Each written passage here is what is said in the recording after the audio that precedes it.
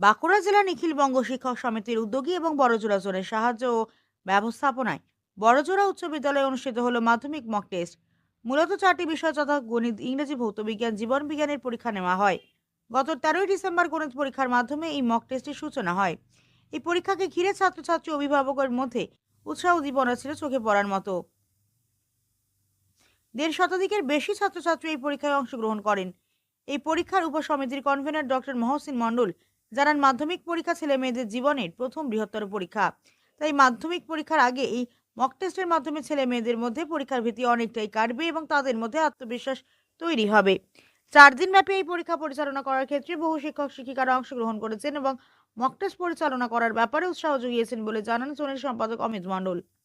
গোটা পরীক্ষা প্রক্রিয়া সুচারুভাবে সম্পন্ন করার ক্ষেত্রে উল্লেখযোগ্য ভূমিকা গ্রহণ করেছিলেন বড়জোড়া উচ্চ বিদ্যালয়ের শিক্ষক কর্মী বাবলু কেওড়া।